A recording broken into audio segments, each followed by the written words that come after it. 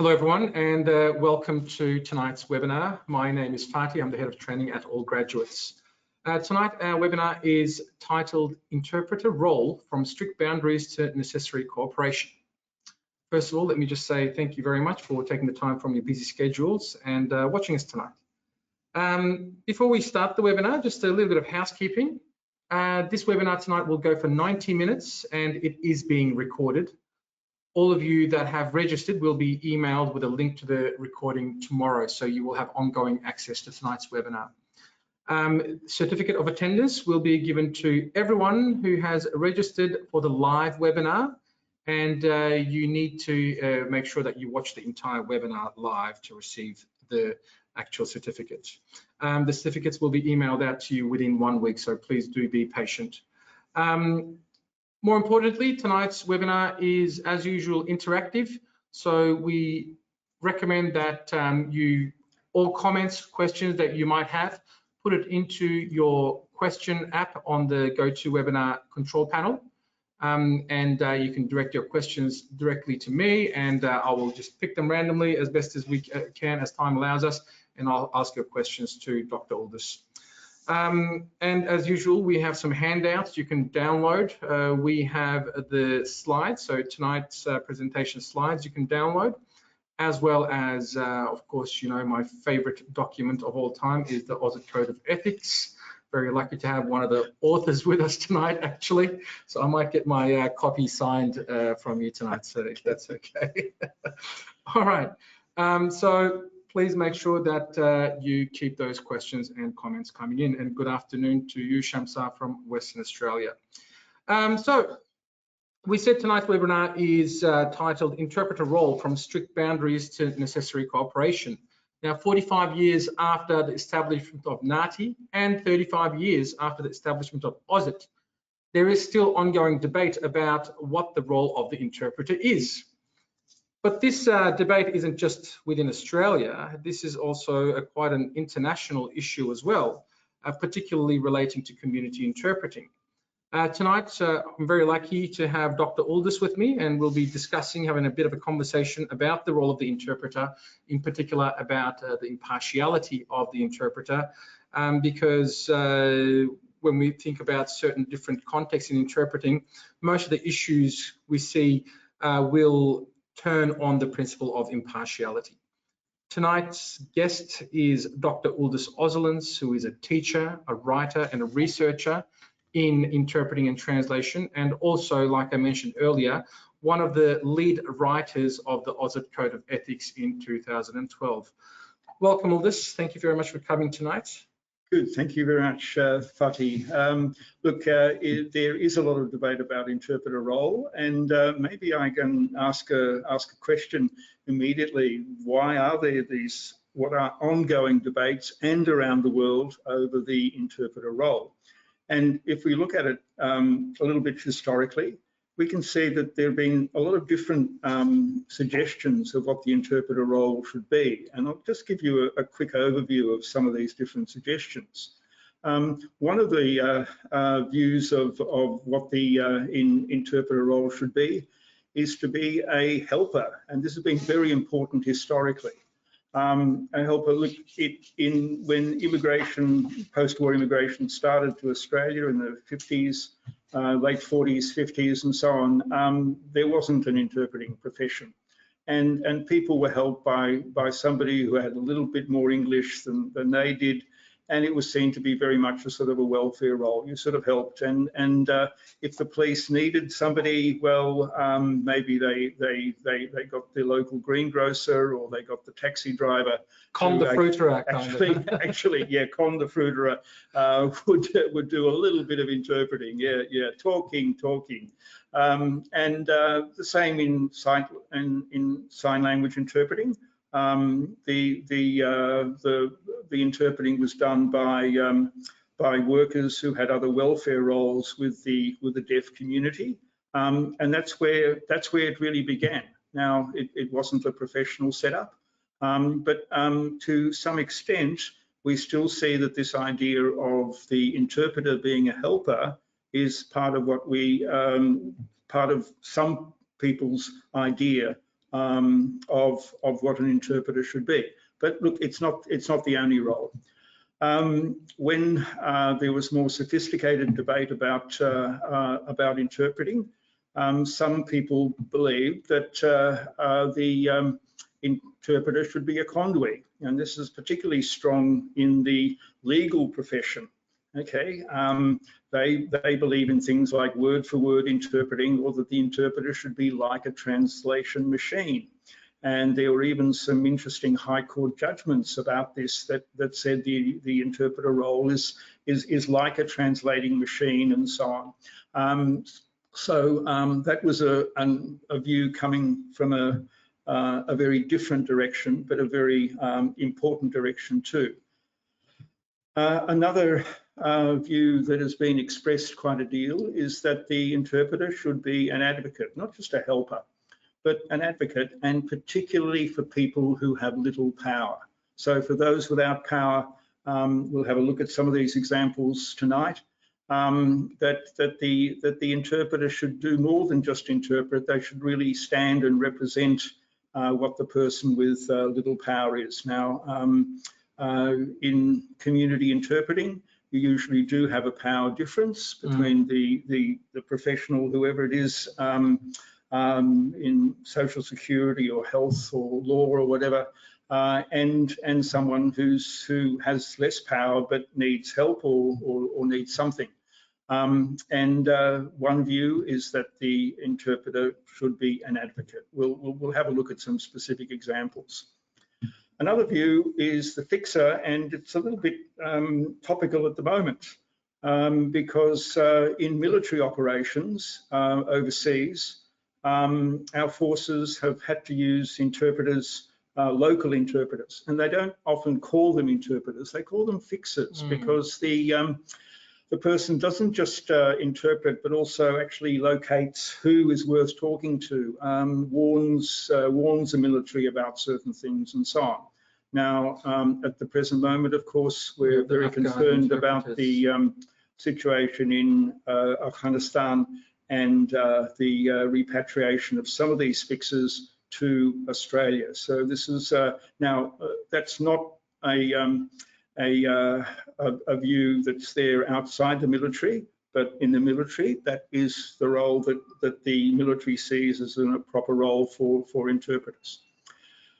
Another role that's very popular in some countries, particularly Italy, Spain, to some extent in France as well, is the view that an interpreter is a cultural mediator. Yes, they interpret, but usually there are cultural differences involved in situations which require interpreters, and so they'll be a cultural mediator. They'll explain the culture and so on.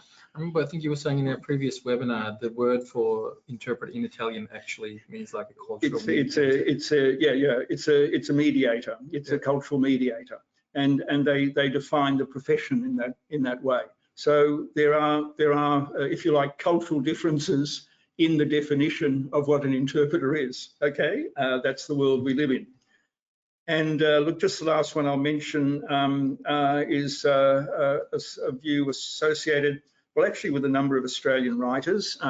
Sandra Hale comes to mind, and a lot of other writers, Helen Tebble and so on, who talk about direct interpreting. That is, that the interpreter role is to only interpret the meaning and intent, and that is the wording also in the AUSIT Code of Ethics.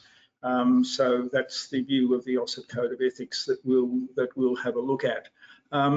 So this question about, you know, what the role of the interpreter is very much connected to this question of who is the interpreter meant to be on the side of? Is it because there's an enormous list of entities that interpreters should be on the side of? It sounds like a football match. Why do we have to pick a side? Why do we have to pick a side? Well, people do. Yeah. I was watching the soccer just yesterday morning, like you said. I mean, and you were a neutral. Yes. I was a neutral. I was neither here nor there. I was on the side of good football. So why this desire to pick a side? Well, let's have a look at who the various authors and entities believe that you should be on the side of. Some believe that you should be on the side of the confused immigrant. This is that sort of helper role. You know, you'll guide the migrant through where they need to be. Others say you've got to be on the side of the sick and unhealthy. Often they can't speak for themselves. You've got to represent them. That's very interesting. We'll come back to that. We've got some comments coming in. So at the moment, all this is going through, you know, these are the things that are being said around the world about the interpreter's role. So we'll talk about exactly what it is in the Australian content and what the AUSIT Code of Ethics says as well. I've got a question saying, is this going against our current AUSIT Code of Ethics? Shouldn't we be neutral? I guess that's the that's the conclusion we're going to get to. So we're going to have a look at a few things historically and also geographically, what the role of the interpreter is in time and also in different geographies as well. And then we'll have a look at what's going on in Australia. We'll definitely talk about the AUSIT Code of Ethics as well. But please don't believe that these views about who you should be on the side of are dead, and we'll see some examples. Some people believe that you should be on the side of the survivors of family violence. Others believe that you should be on the side of asylum seekers. Others believe that you should be on the side of the poor old age. They need all the help they can get. Particularly if they've got they have other languages. If they had English, that's disappeared. They need a lot of help. But there's also a view that there's another side that you can be on. This side is generally the poor and oppressed, however you define them. Some people believe that the interpreters, we'll see examples of this, should be on the side of police trying to convict criminals. After all, if they're criminals, they should be in jail, shouldn't they? Teachers trying to find out if their school kids are lying. Look, I do professional development program in various areas and sometimes in schools, and teachers are always a bit puzzled, like they have, you know, parent-teacher nights, and so they're talking to the parents, and the teachers are trying to find out, look, I don't think this kid has been doing their homework, and the parents say, oh no, they've been doing their homework, and so on and so on.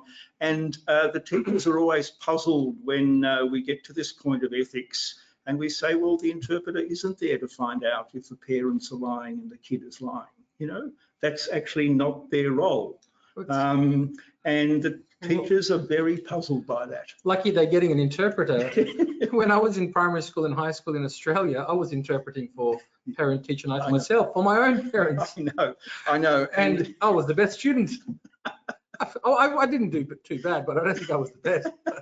They didn't need to know that. Yes, that's one small danger of using children. Talk about impartiality there. Impartiality flies out the window. Okay. Some people believe that the interpreter should be on the side of the health institution. That's telling patients how they should comply with instructions and take their medicine and all the rest of it. We'll see an example of that. Should be on the side of Social Security, trying to identify cheats. We can't have people cheating the taxation system. Everyone wants the interpreter on their side. Everyone wants the interpreter on their side. It's like a tug of war. The interpreter is going to be torn, you know. And the system wants the interpreter to be on their side. The non-English speaker wants the interpreter to be on their side. It's a tough world out there for the interpreters. And of course, immigration officials trying to detect bogus claims for asylum. Well, the interpreter knows a lot about these asylum seekers and can really help the immigration officials weed out the bogus ones, or should they? So look, these it sounds light-hearted, but let's go on and have a look at this, because it is really quite serious that some of these views are held very strongly, sometimes by interpreters themselves and sometimes by the people who work with interpreters. So it's not completely completely off target. That's right. Again, I'm going to reiterate that this isn't, we're not saying that you should be doing this. We're just saying that this could actually be happening out there. Okay. And we are going to be then talking about, you know, what is impartiality and what we should do or what the guidance is. But we're definitely not saying that we need to be on the side of anyone over here. So we'll just keep listening to Dr. This. We're just saying currently these are the things that probably are happening in everyday situations. Okay, so what we're going to look at tonight, we're going to look at 3 different areas where there are some different role expectations. 3 areas sort of shade into each other, but I'll try and differentiate them. There are first some very highly adversarial situations which do require strict boundaries and performance, and for the most part, interpreters understand that. And these are the legalistic areas. So they're situations such as in court or with the police or the law or immigration and social security. Though sometimes with the police, look, in the old days, again in the 50s and 60s, you know, maybe the interpreters weren't always terribly impartial. But there are reasons why in these adversarial situations you've got very, very strict boundaries, and we'll have a look at that in a minute. The second area we have a look at is what I call the normal science of interpreting, which is in non-adversarial situations. Now there's many non-adversarial situations, many more than adversarial situations. And this will cover any therapeutic, people-oriented professions, so anything in social work, health, aged care, education. Where there's a mutual goal, I guess. You know, everyone's kind of working towards the same goal. You're trying to get people. You're trying to get people well. You're trying to help people. The professions are often called the helping professions. And that's perfectly fine. That's what they do. That's what clinicians do. That's what people working in social work or aged care or education do. They're non-adversarial for the most part. Occasionally they might be adversarial, but mostly they're non-adversarial, and that leads to particular issues that arise.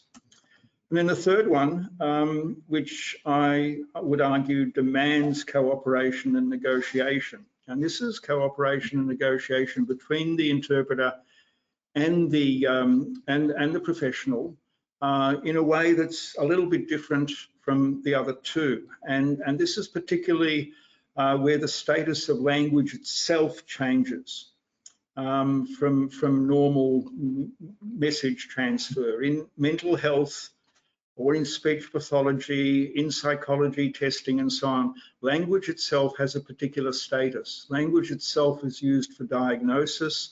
Language itself can be distorted. You're trying to find out what's often wrong with language, with what's wrong with thinking, cognition, and so on. And it's not just about what they're saying, isn't it? It's not just about the message that they give. It's about the style of speech. It's about everything. So that in mental health or in speech pathology, you're looking for specific things about language. Now this is important because it's not simply a subjective view that, oh look, in this area I'll take on this role, in that other area I'll take on another role. There are objective reasons why language has got a different status in these areas, and so the role changes to one of much more negotiation, because very often it's not very clear at first sight what the clinician is looking for in these areas, and there is a cooperation between the clinician and the interpreter. The negotiation part of it you're saying, I think we need to understand what the aim and purpose of that particular interview is. So we also then, I guess, collaborate. Yeah. Okay, so let's start with these adversarial situations. And what I'll do is to start, well, where interpreting was invented. Now, people have always interpreted, but there's really hasn't been an interpreting profession that goes back thousands of years, like there has been a translation profession that has gone back thousands of years. Interpreting is very much a sort of a very recent recent invention, because previous to that, people who did have, say, international contact, and this is before mass migration and so on, they used a lingua franca, or diplomats always had a language they could use and so on. But there was a particular time when interpreting was invented, when we started to get more international relations, more mixing of people, and particularly at one incident that is often regarded as the birth of the interpreting profession. And it was in the context of the Nuremberg war crime trials, where a number of Nazis were put on trial for war crimes. This was in 1945, after the war, the Second World War. There was also a similar trial in Tokyo, and an American company called International Business Machines invented this equipment that was used, which enabled simultaneous interpreting for the first time. And this is a photograph of the interpreters. They didn't have booths as we have now. They were sitting behind these screens and looking at the proceedings. They wore headphones. They talked into microphones. It was very uncomfortable interpreting, very difficult interpreting, but they could do it. And here's another photo of the accused war criminals, the guards standing behind them, and at the top of the picture, you've got these interpreters again. So this is how it was, and this was obviously international relations, very high stakes issues, and this also gave us, if you like, the ethics of adversarial interpreting. And this is carried on into all international relations. Now, we have a quiz, but I'll restrict this quiz to people under the age of 40. So if you're under the age of 40, you can try and guess who are these two characters sitting in the front. Behind them, you see the interpreters doing chuchotage very correctly.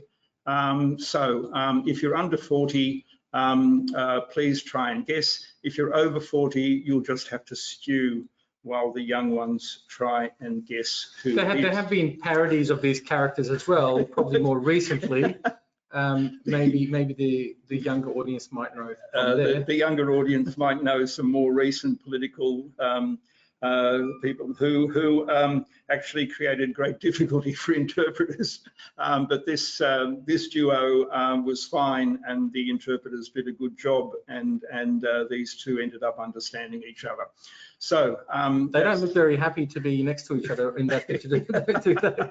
I've got Ronald McDonald Reagan. Ronald Reagan, yes, Michelle. I think we got that bit. Who's the chap on the right hand side? You've got to ask first. Are you under 40 to do the guessing? Okay. Look, what happened is, of course, with adversarial relations, you had this invention at the war crime trials.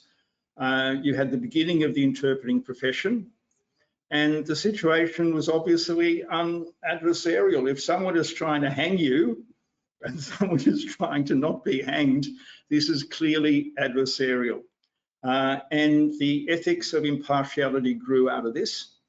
And this is the ethics that is followed by all legal interpreters, by all conference interpreters, and so on. This is the bedrock of it. And of course, there's scrupulous attention also to accuracy, to precision in rendition, and all the rest of it. And just to show how that came about, look, it may seem a long way from Nuremberg to the Fitzroy Police Station or the Parramatta Local Court, but there is a direct line of descent. And generally, our legal interpreters understand that that is what they should do. and it's influenced the code of ethics, not just for legal interpreters, but for all areas of interpreting. And now, of course, legal doesn't only mean court. There's other areas that have a strong legal bias, so that anything to do with immigration is legal. A lot of things to do with social security. Social security is a bit of a borderline thing, but also social security. And other administrative areas that relate to entitlements and legal obligations and legal rights and so on. So it's wider than just legal interpreting narrowly defined, but all of these areas have a strong bias of that. And to show what how the interpreters see their role in that area. One of the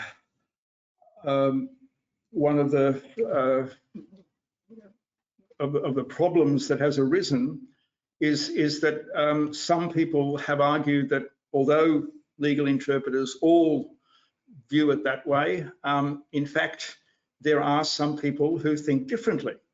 And some people have argued that the interpreter should be an advocate for, well, in this case, in immigration and the asylum seeker, that they are the powerless ones, and the system is often loaded against them. So there are some authors, and particularly interesting, some American authors, Canadian authors, and so on, who argue that the role should favour certain parties who lack power. And American writer Barsky, he wrote on immigration and asylum seekers, and he argued that interpreters, uses some big words here, should be legally recognised as active intermediaries between the claimant and the adjudicating body, and should intervene with questions and clarifications, even to the extent of compensating for the claimant's errors of judgment and improving the narrative. In other words, the asylum seekers are powerless and the asylum seekers need help. Often they're just not very articulate at telling their story. They may have a good story to tell, but because of, it can be lack of education or because of shock or trauma or whatever, they're not so good at telling the story, and so they argue this. Now, who's to say the interpreter is good at telling the story? I mean, what they're looking for there is almost like an advocate or a lawyer with bilingual skills. Well, this gets back to those other roles that have been suggested. So this is there in the literature. We've got the reference at the end of the webinar. And it is a point of view that is put forward, and we'll see this point of view in other areas as well. So now this, I should say, this point of view is very strongly opposed by the legal profession and the legal interpreters. But it is put forward, and it gets put forward around the world in different ways. We have our own issues to do with asylum seekers and detention and so on, but around the world there's many different situations, and this view that the interpreters should be on the side of the asylum seekers is promoted. So it's important not to avoid that. Now, for what should be the role of the legal interpreters, we can take another American source. And in America, interpreting profession is organised in different ways. They don't have an overall system like a NAATI system as we have in Australia. They have different certification for court interpreters, for medical interpreters, for sign language interpreters, for education interpreters, etc. We have it under one umbrella of NAATI, but they don't. And the National Association of Judicial Interpreters and Translators in the USA has a code of ethics, and it states it really follows the Nuremberg line very, very closely. And they have a code of ethics, and they don't call their code of ethics a set of principles. They call it a set of canons. And they give this very exacting view of accuracy and role. And I'm sorry, there's a bit of text here, but it says that source language speech should be faithfully rendered into the target language by conserving all the elements of the original message, while accommodating the syntactic and semantic patterns of the target language. The rendition should sound natural in the target language, and there should be no distortion of the original message through additions or omissions, explanation or paraphrasing. All hedges, false starts and repetitions should be conveyed. In other words, you don't beautify it, you don't smooth it over. The register, style and tone of the source language should be conserved. And they say again, guessing should be avoided. Court interpreters who do not hear or understand what a speaker has said should seek clarification. So if you don't... That sounds familiar. That sounds familiar. Well, look, if you don't understand something as an interpreter, you've only got two choices. You can either omit or you can guess. And both of them are as bad as each other. Yeah, and you know, what this canon is saying that they should be asking and seeking clarification. Yes. And yep. just recently as well, you know, the recommended national standards. When I say recently, it's been around for a while. Yep. But AUSIT's done some very good PD on this, and they've got their free course, online LearnBook course on the recommended national standards as well. And that promotes particularly, you know, that interpreters can ask for clarification, and they should ask for clarification. Yep. Yep. As opposed to omitting or guessing. Yes, that's right. Know? That's right.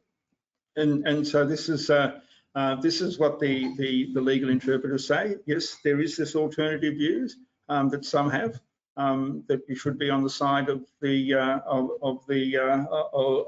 asylum seeker, of the immigrant, of the applicant. But this is the view of the legal interpreters. And in a sense, the legal interpreters have got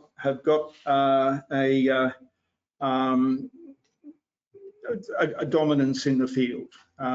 Generally, we don't get a huge amount of ethical problems in this area. But look, let's move on to the other area, and what I call the normal science. That's non-adversarial. I call it the normal science. It's the most common thing. Look, legal interpreting is important, but it is much smaller than this area of the normal science of the people professions, health and aged care and social work and so on.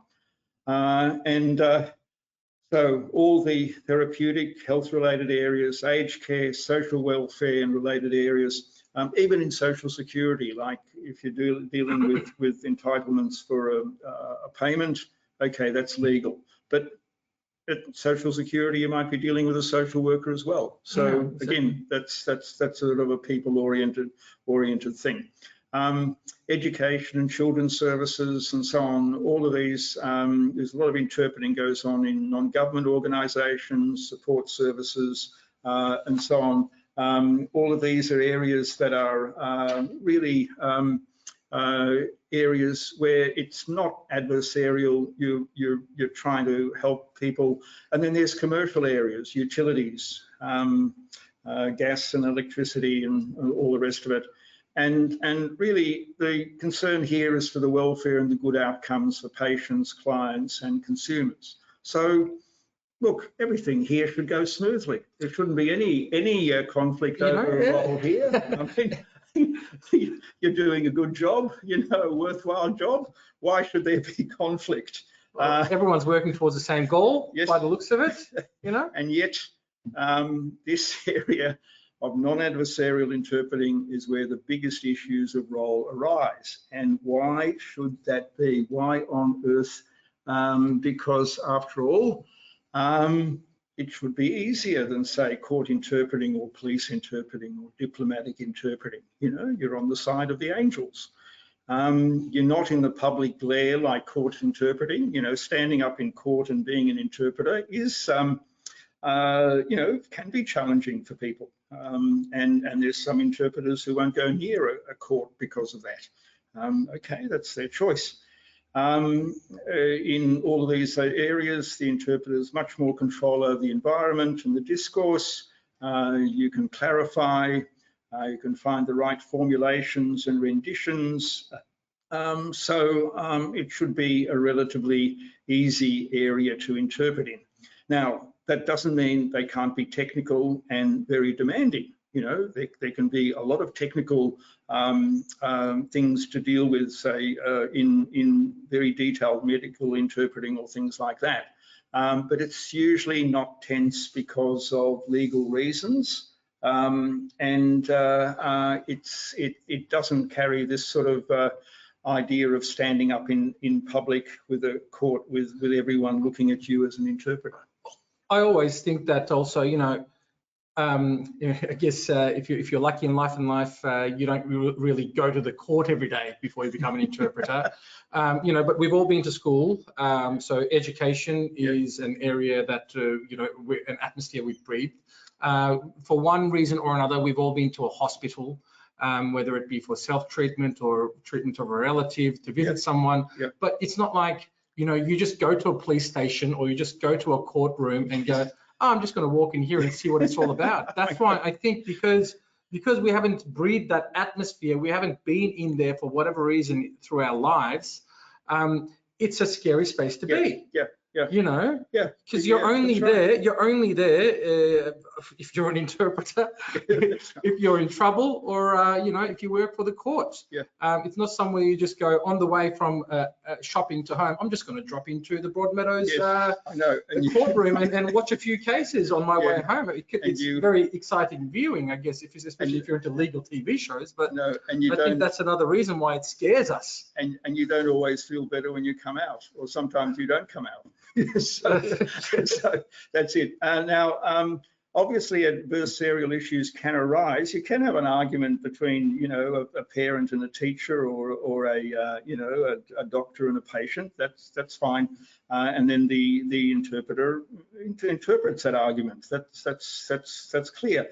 But these, you know, it is generally it's less common to have arguments and adversarial situations. It's not unheard of, but it's less it's less obvious. But look, in some cases, some interpreters have a different view, because there are some deviations from an impartial role.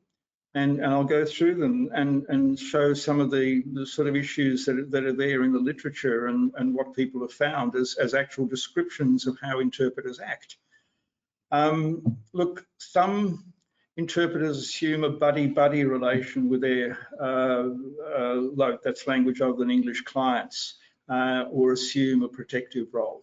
Fatty, I think you've had some experience of this. Definitely. I think we all have, and I think this is quite a cultural thing as well. You know, you kind of feel like that you have to defend. There's this camaraderie that builds up automatically. The load client is expecting the interpreter to do things for them, and sometimes the interpreters do take the load speakers, you know, under their wings. And we were talking earlier before the webinar where some interpreters actually have other roles within the community. You know, they could be teachers, they could be religious leaders, they could be social workers, and it's because they have that role as well. And sometimes I think it may mix up with the interpreter, or their role as the interpreter then, and all of a sudden, you know, they feel like they need to have a protective role. I was teaching this course in Darwin a couple of years ago, and we had a lovely debate with one of the interpreters there, and at the end, the interpreter said, I'm always going to assist people, I'm always going to help people, that's just the way that I'm built, I'm never going to be impartial, and I'm always going to take care of my load clients. And I said, look, you know, I said, yes, you can do that, but then you have to think about the consequences. And we spoke about the consequences. And I said, at the end of the day, these are the guidelines. We can't force you to do anything. You know, it's all about your self-moral awareness. And, you know, there are people there, no matter what you say or do, they're going to assume that protective role. And it's something, you know, it's something out of that old helper role, which is still alive. Look, some are, on the other hand, are going to be helpers for the institution. They want to get patients or clients to conform to what the institution wants, and I'll give you an example of that in a few seconds. Some we've found do a lot of censoring. They will not interpret completely, especially very concerningly for what the loudspeaker says. You know, we do get interpreters say, look, the loudspeaker, you know, they just go on and on and on with all sorts of things which are irrelevant. You know, I'll just summarize that, or I'll interrupt them, or whatever. It's not what the professional needs to hear. And this censoring and lack of completeness of interpreting is a particular issue. This sometimes, of course, it leads to avoiding conflict, even where conflict would be appropriate. For example, a patient can have an argument with a doctor, you know, anything from the medicine you'd prescribe to how much you're charging me. It is perfectly legitimate for a patient to have an argument with a doctor, or a doctor to have an argument with a patient. And you are there as an interpreter to facilitate that argument.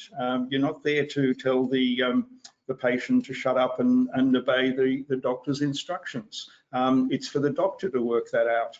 And the doctor and patient need to work it out between them, with you as the interpreter accurately conveying everything that they say. So it is so, you know, this thing of being on different sides that I mentioned before, we can see this, and we'll see again in a minute, because I think in some cases there is a desire to do good. I mean, I think your Darwin example is as well. You know, the person has got a good heart and wants to help people who are obviously struggling or whatever. But the desire to do good sometimes leads to bad things happening. And I'd like to give you an example. Again, it's taken from the United States, where an interpreter wants to please a doctor. And it's a situation where it's a Spanish situation, but I haven't given the Spanish version here, just all in English. A doctor begins with a classic statement.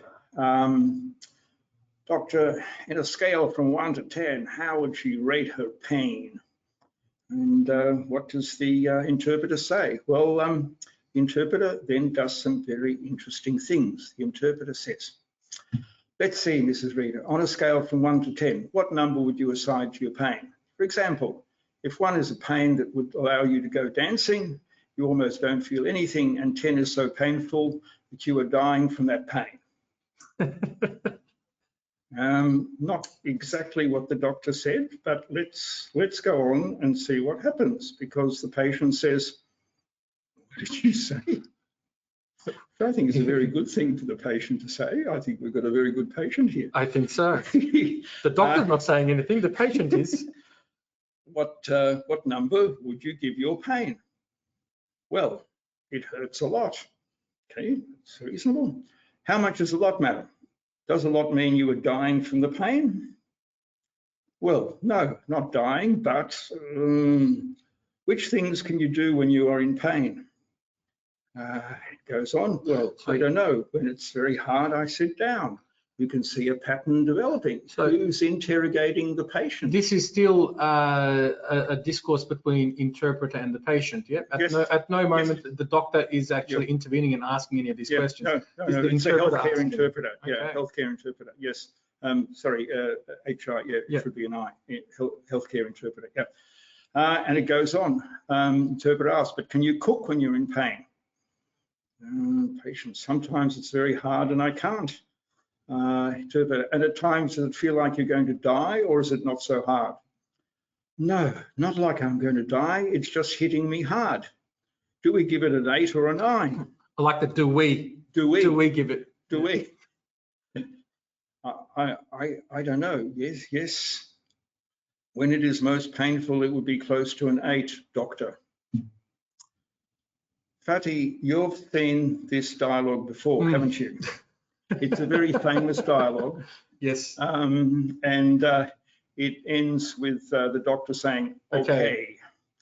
Okay, then. Okay, how many issues are there here? There's more issues here than you can point a stick at. But look, why don't you start, Fatih? What's going wrong here?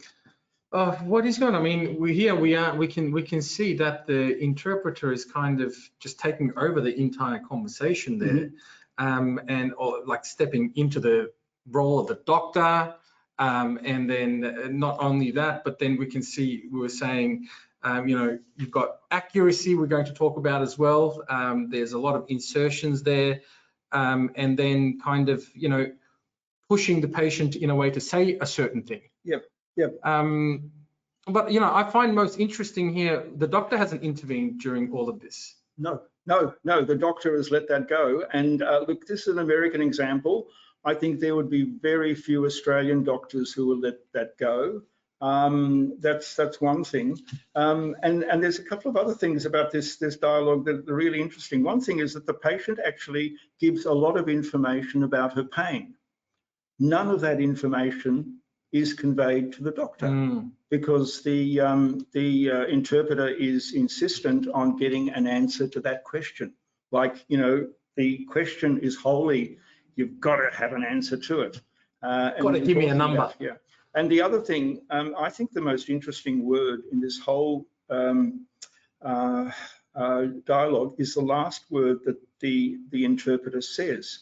When it is most painful, it would be close to an 8, doctor. Now, the patient never says doctor. Now, that's not saying much because the interpreter doesn't interpret anything that the patient does say.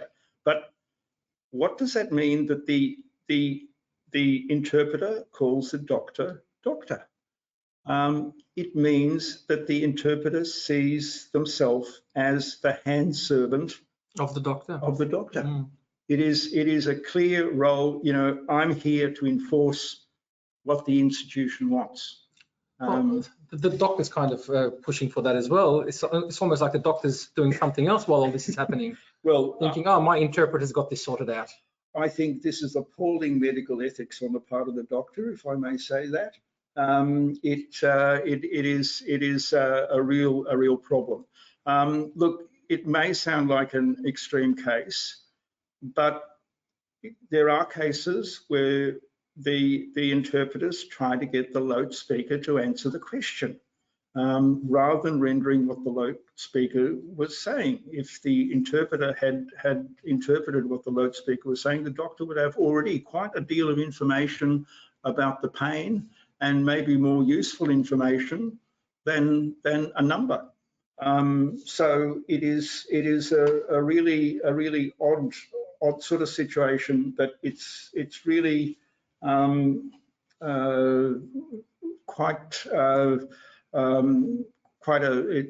this is a classic dialogue that's taught in every interpreting course about how not to interpret. And I mentioned conflict before, that sometimes conflict is appropriate in these situations. You can get conflict arising even in non-adversarial situations. And if conflict arises, the role of the interpreter is to give that conflict. The parties have to sort it out for themselves. And there we come to your favorite document, I think you already said, the AUSIT Code of Ethics. And on 4.3, interpreters and translators are not responsible for what clients say or write. And I would add that they are responsible for conveying it accurately and completely. I will get that signature off you today, by the way. Okay. Let me read out some comments if you don't mind. Yep. Just going back a few slides. Yep. The questions come through a little bit later, but there's about a bit of a delay. No, so we'll just go back a little Yep. bit, track back. Cynthia is saying, this is not a question, but I wanted to say that when the interpreter asks for clarification, we're talking about the courtroom, Yep. in a way, it gives the parties a reassurance that the interpreter is seeking accuracy, and it helps with the perception of impartiality. Exactly, Yep. exactly. A good interpreter will always seek clarification rather than guessing or omitting. Yeah.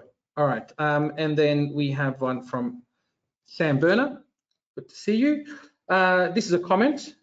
I find working with all this is angels, as he calls them, to be often as adversarial as a courtroom or a police interview. If you have ever worked with a racist medical practitioner, a corrupt NDIS manager, or a sadistic teacher, you will have to agree. Quite a lot of service providers, especially in the public sector, derive their psychological importance from the fact that their client is disempowered. It can be subtle, but the interpreter who strides both cultures is often the only person who is aware of it happening. Yep. And you have to make the other party aware of what's happening by interpreting accurately, because it's up to the other party to respond.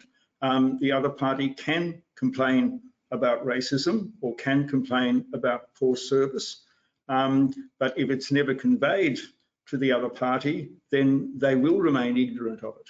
So yes, it reinforces the issue of impartiality. Look, there is injustice in the world, and interpreters are in this strange position where they're often interpreting about injustice.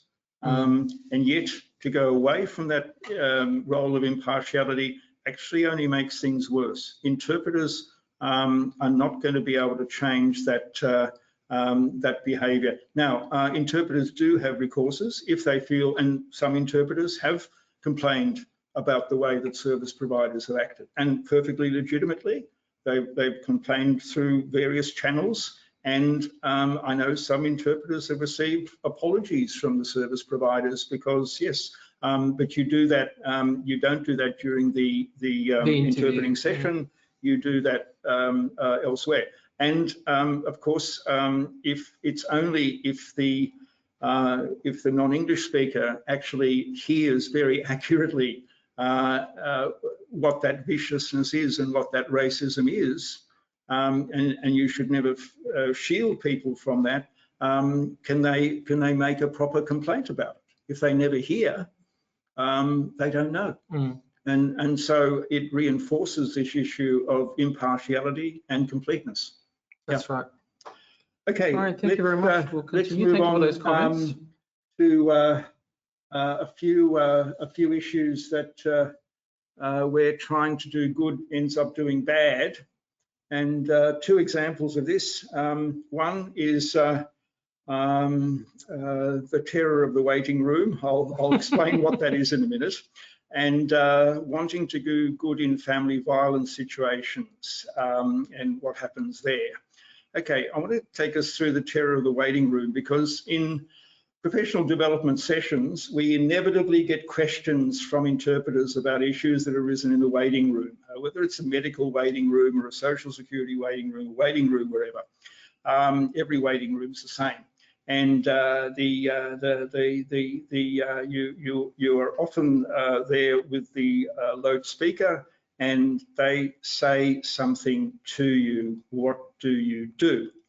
And first one, they can ask the interpreter for medical or social security advice or any advice, whatever. Oh yeah, you know, you've been working in this hospital for a long time, so my shoulder hurts. What's going on with my shoulder? Yeah. Or is this a good doctor? Or is this I never did like this teacher. You know, I think this teacher is cruel. You know, it can be anything. Also, now look, one important thing that you've got to remember in the waiting room is that you are in absolute control. You can ignore people.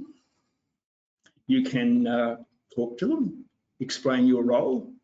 You can encourage them to ask those questions when they get in to see whoever they're going in to see, whatever. You are in complete control in the waiting room. You're not you know, and you don't have to do what the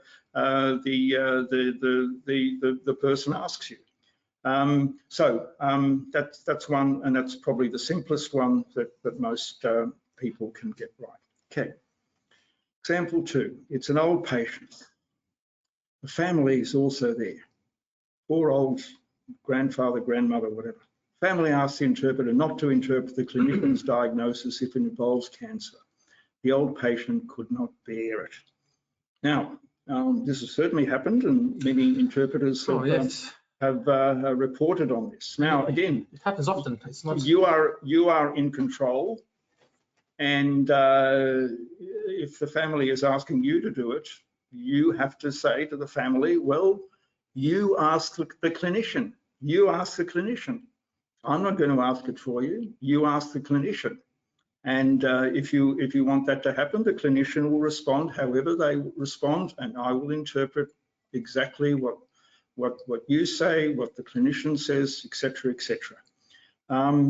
Because you see, this is an interesting area. The family is always concerned about the health of the old grandfather or grandmother, but it can also happen, and this has happened, and this has come back to us as well, that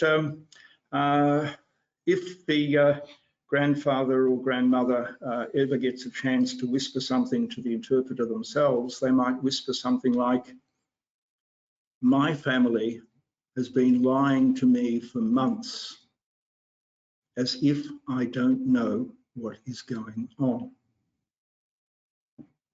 Now, I've never met an old person who's unaware of death or unaware of cancer or anything. Most old people in this situation in Australia have gone through many stresses in their life, been in all sorts of stresses. They've got through it, they've faced reality, they've come through. Do you want to be part of this lie?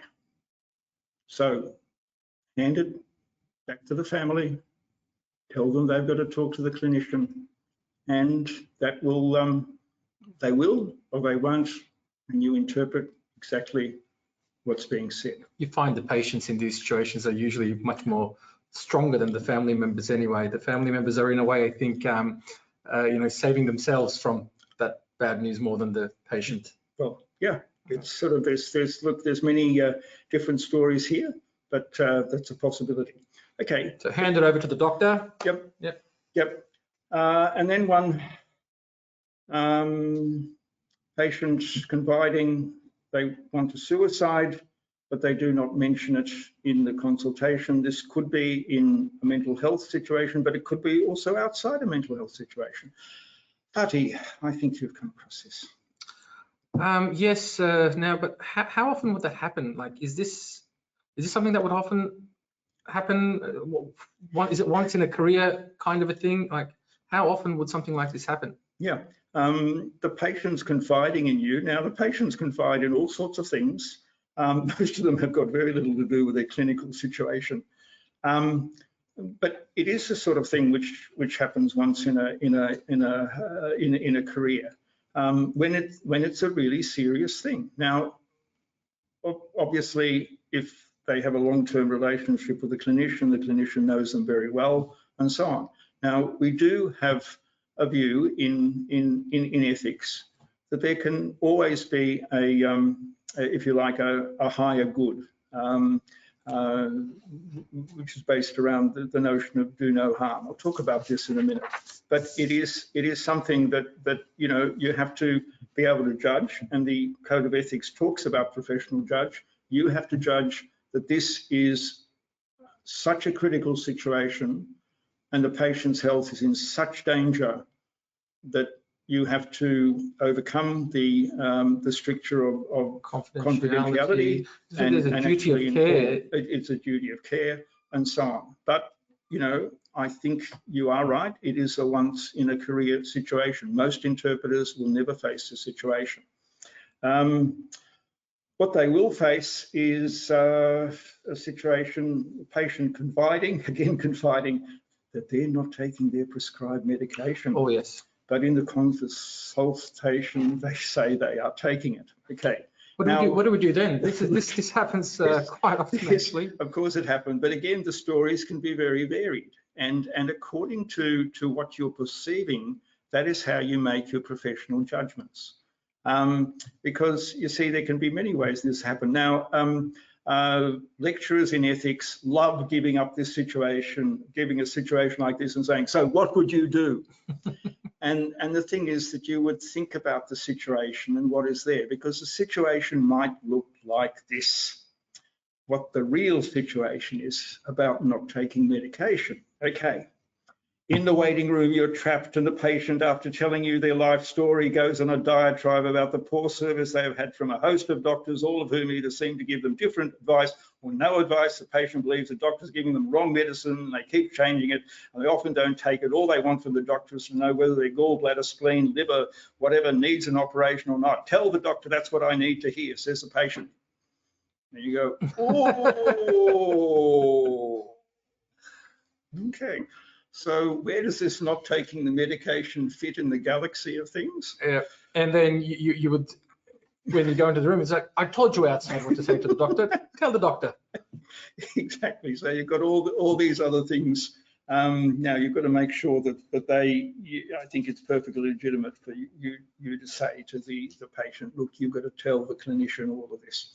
Because you see, if you're using your professional judgment, maybe you would decide to do this because your professional judgment tells you that this is what the real situation is. You listen to this, and your professional judgment is that this patient is capable of saying anything. You are not responsible for what they say, and you will interpret whatever they say. That's all. Now, there can be situations where you think this is such a critical issue that you have to divulge what the patient told you. I would say that it's much more likely that you're faced with this kind of situation, but it's your professional judgment, and a code of ethics can't protect you from having to make professional judgments in certain areas. It's there as a guide. In some areas, like you said, with confidentiality, you know, it does, it is parallel to some legislation. But in most cases, it is. You got to have that professional judgment. Yeah, yeah. And face the consequences of your actual ethical decision. Yes, yeah. And look, let's have a look at one more, and this is family violence. And this is an issue, of course, there's much more concern over family violence these days. And there are people who have a particular view of what interpreters should be doing.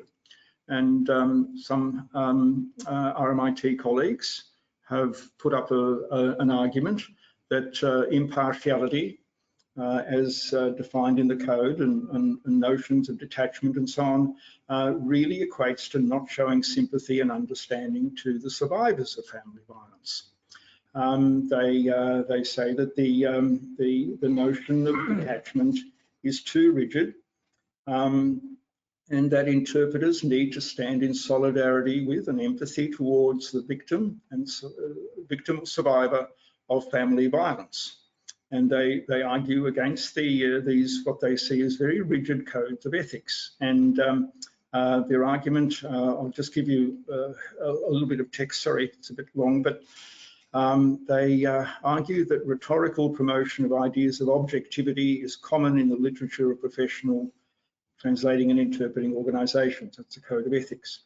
They generally fail to advise practitioners that they might choose to act positively on their political values. For example, feminist interpreters might refuse to work on behalf of sex offenders or perpetrators of violence and instead act only for women and children. Now, certainly these authors are on the side of the survivors of violence, and that's very serious. It is perfectly legitimate for a interpreter to say, I will only work for this group, the survivors, if you can professionally say that. Although one should say that quite often, if you work as an interpreter for an agency, you may be sent to a job that you don't know. You don't know if you're interpreting for the perpetrator or the survivor. You know, and you only find out when you get there. Yeah. So that's one issue. But there's another issue here, and this was highlighted in a meeting I had on one occasion, which actually was talking about many interpreting issues, but also about family violence. And I mentioned that there's a lot of literature around on interpreting for the survivors of family violence, but less on interpreting for perpetrators. And one of the representatives there from a sexual assault centre came up to me and said, look, that is so important, because unless perpetrators get good interpreters, they will reoffend. They won't understand the system. They won't know what to do. They don't know how to behave. Unless they get the good information, they will reoffend. That endangers the life of women.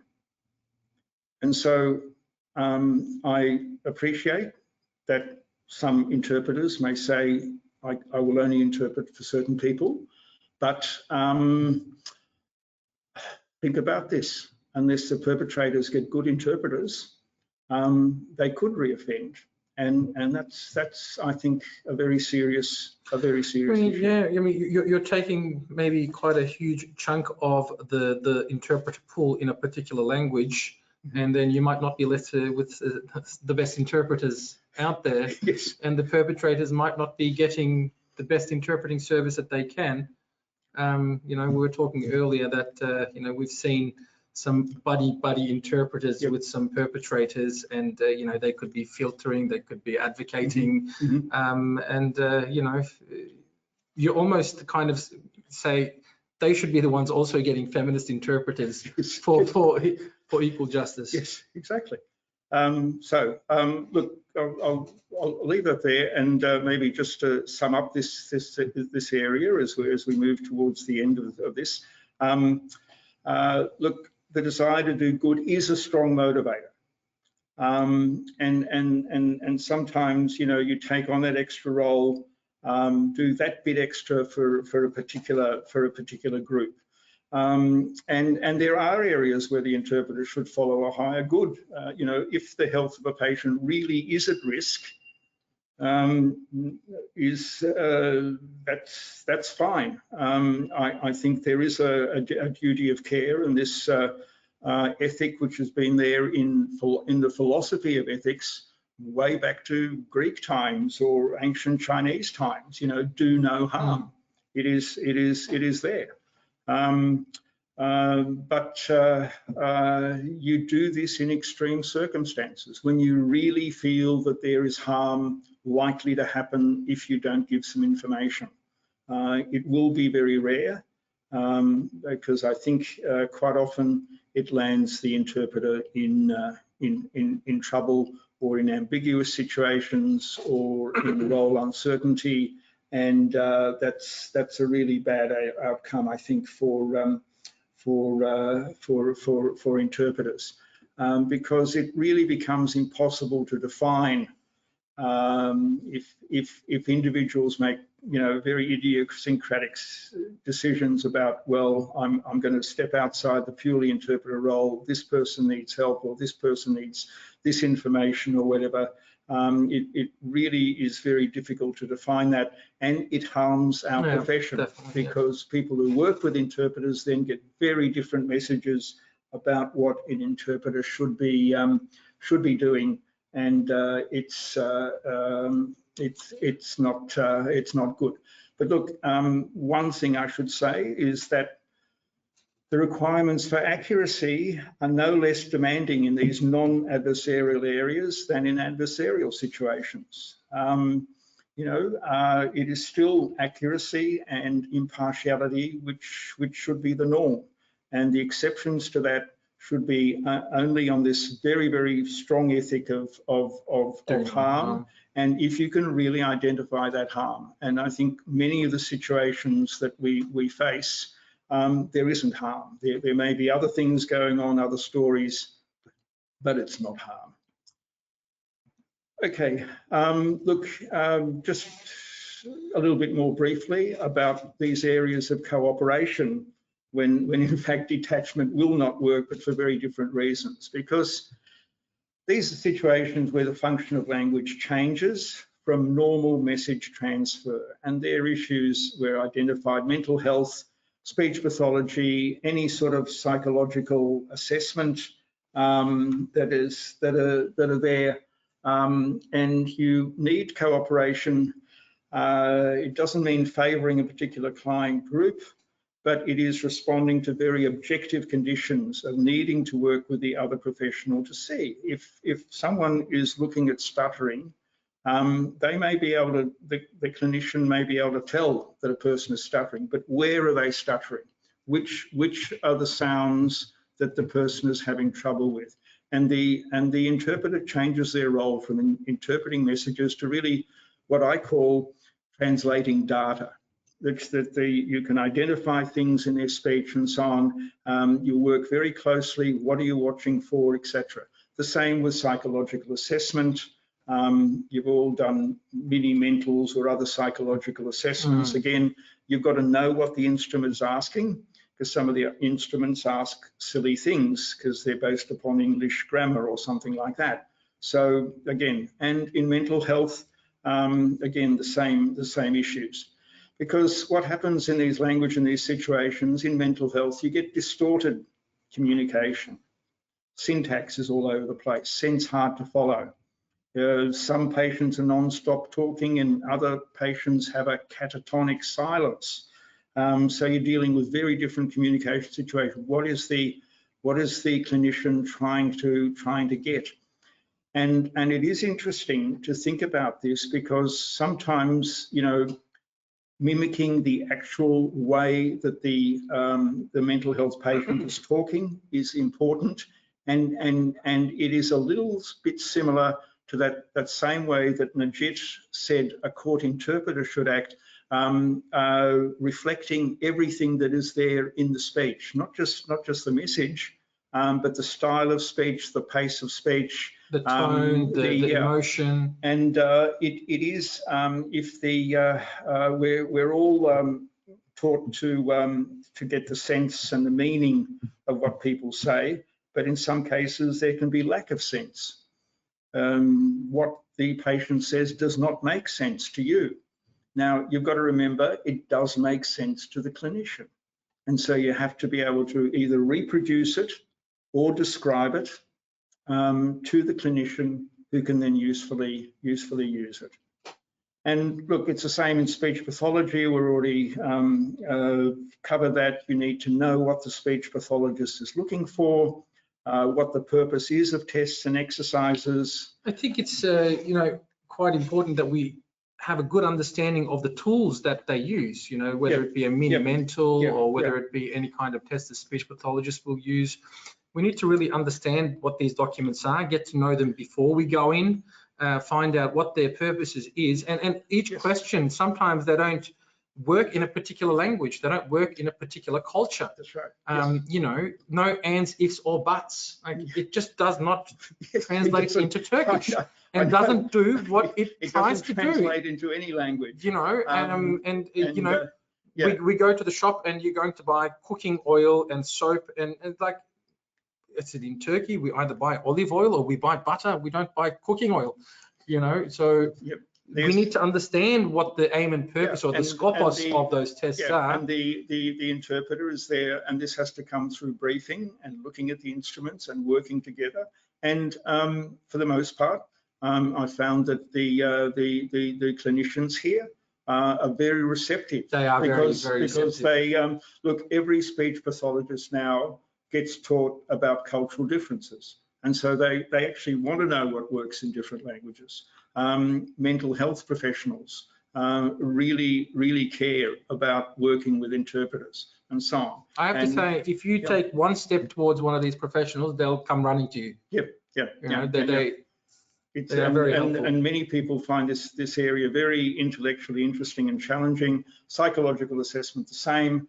You need to know the purpose of the tests and what can and cannot be interpreted, because and as I said before, sometimes in these areas, rather than interpreting the meaning, interpreters are translating the data, and cooperation is really crucial.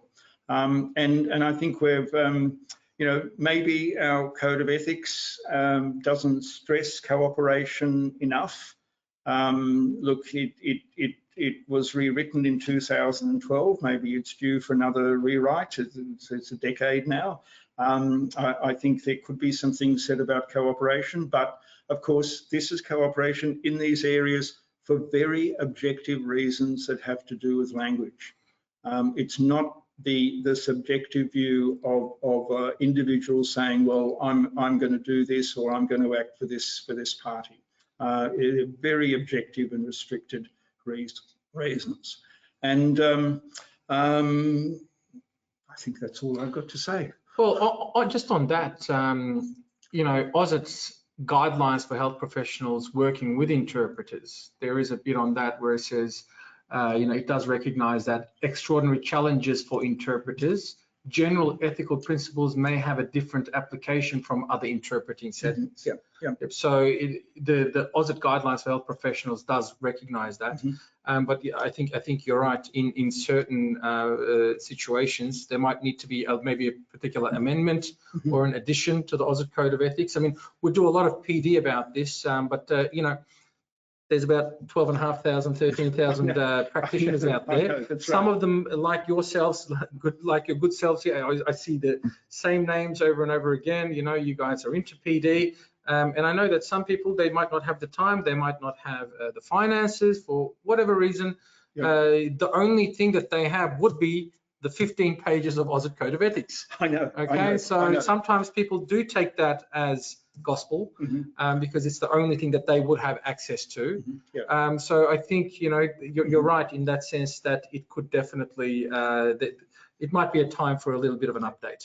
Look, the Code of Ethics, I mean, look, the Code of Ethics go back to the Hippocratic Oath, which was the first Code of Ethics for the medical profession, and that was less than one page. Now the AUSIT Code of Ethics, of course, is a much longer document, and it's longer because it sort of has to be didactic and so on. We're in a situation where, unfortunately, I talked about the origins of the profession. Now, conference interpreters have got conference interpreting schools that were established in the 50s and so on. They've got a long established profession and so on. We're not in that situation in community interpreting. We have more and more languages. It's really a very diverse area. People come here without any professional socialization and become interpreters, often in transit to a different profession or something like that. So the AUSIT Code of Ethics has to be, it has to spell things out a little bit more than the Hippocratic Oath can. And this is now, and one of the things about, you know, when I stress these areas of cooperation here, you know, the Code of Ethics has to balance it. You know, it wants to recognise that in some areas, yes, the role does change to one of cooperation, but then you don't want to say, well, look, everyone should cooperate or make their own decisions about how you act, because there are situations where you know, it is illegitimate, simply illegitimate to act in a way outside of your role of impartiality. And increasingly, the help is really coming from the professions that we work with. If you worked with, I don't know, the health situation or social security officers 30 years ago, 40 years ago, many didn't know how to work with interpreters and so on. That has really changed.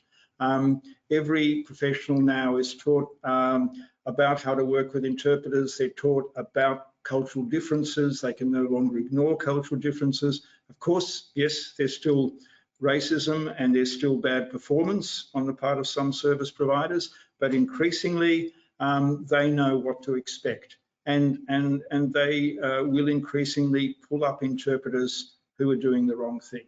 So I think the field is changing. We need to, yeah, you said the same names come up in PDs. Obviously, we need to be able to give PDs to a wider range of people. But the situation is certainly improving. But because of the increasing diversity, you know, it's sort of really hyper diversity. where we've always got to say these things to a new cohort of practitioners. Yes, and there's always new practitioners coming through. You're right. Yeah. Just some questions and comments, if you don't mind. Okay, I'm just going to start towards the end and then work my way up. Briefing is of importance to be able to work with the professional in collaboration. Thank you, Shamsa. Would you mind sharing your thoughts on the relation between interpreter role and trust building in the interpreting triad? Epley is asking this. Yeah. Look, this is an interesting area. Let's take the police. Okay, the police questioning people. Well, the police questioning people used to be a really, really hard area. It used to be more of an interrogation. Getting confessions is what police interviews were about. Now, interestingly, the police follow different models. Important police interviews for substantial crimes are recorded, and the police know that. They can't get someone in a dark room and bash them until they confess anymore. And the police follow now models of interviewing, which includes building rapport with a person that you're interviewing. Yeah. So the interpreters are now in a situation where they have to help build rapport. And that means rapport, it means being very open to what anyone says, without prejudice, without favouring one side or the other, being eager to hear and give exactly what the other person is giving. Content, and if the police officer starts the questioning, talking about things that seem to have nothing to do with the case, nothing to do with this particular offence, that's where the interpreter goes. What did you have for breakfast yesterday, mate, as different professions change their modus operandi, then the interpreter has to go with it. Yes, establishing rapport is very important. It's very important in areas like social work. It doesn't work unless you can get a trusting relationship with it. It is interesting, some of the research at RMIT says that interpreters sometimes find it a bit difficult. Some interpreters seem to like, question, answer, the old interrogation style. But that's not how police act anymore. And of course, in areas like mental health, but social work, counselling, and so on, that's never been the model. It's always a model of building rapport. And this is very important. People have to be able to trust the professional, whoever it is, and they need to trust the interpreter. Thank you very much. I hope that answers your question, Epley. Here, again, going back quite a few slides. Yep. The terror of the waiting room. Oh, okay. Good. Yes, we've got some more terror. Yep. Yes. How about dealing with situations where the husband tells the wife what to say before her appointment, considering this is happening in the waiting room in front of the interpreter? Yeah. Oh, that's very interesting. Yeah. So that sounds like gossip to me. All right. So what to do there? Well, what do you do? I mean, husband and wife, I'm sorry, the interpreter is not going to change the relationship between husband and wife. You're only concerned about what happens eventually when during the interview. When if the husband answers all the questions that the wife should answer and so on, it's up to the clinician to make that point.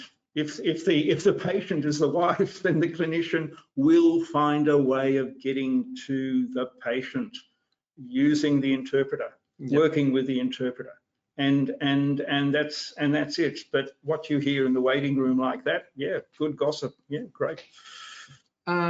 Just moving on. this is a comment. Patients with mental health are the trickiest to deal with as an interpreter. They can get angry to an extent where their anger can literally intimidate the interpreter. Yep. Yes. Yes. Yeah. Yeah. Look. Yeah. There is now. There are safeguards that you should not be in danger. It's very rare for an interpreter to be physically attacked, but the pressure that builds up in these situations is intense. We have unfortunately never had a good system of debriefing, as all the other professions do. So every mental health worker has a means of debriefing after an incident like this. And remember, mental health workers are just as impacted as the interpreter. And gradually we're getting to situations where now mental health organisations will give some debriefing, but interpreters often have to fight for it. So it is an involving situation. It's still not as good as it should be, but that's the current state of affairs. Yeah. Your debriefing is quite an important thing. So briefing and debriefing. I think we need to make light of this. Just shed light of this situation as often as we can. Yeah. Oh, sorry. Look, I've just got the references for anyone interested. These are real situations. The Angelelli situation, the doctor, and the Barsky situation, and Norma and Caro Garcia. So as well as your favourite reading, the AUSIT Code of Ethics. Yes, indeed. And you can download the slides, which has the references on the second last page as well. And you have the full AUSIT Code of Ethics that you can download too. One last one I have from Sam Burner. Isn't it a concern that at a CPD event, we can't discuss opinions different to the prescribed ones without having practitioners immediately asking if this is an all right thing to do? One would have assumed that if you practice, you are aware of the theory, history, and trends of your profession, aware of criticism and of the fact that each one of these, including our code of ethics, is a theoretical construct that is merely acceptable in the specific Australian context at this point in the long history of interpreting? Yeah, look, it's this long march, I call it, the long march towards a profession. And every profession has gone through this. Every profession has gone through idiosyncratic items. Look, the medical profession today is still fighting with quacks, and you know, this does not stop even when you have a well-ordered profession.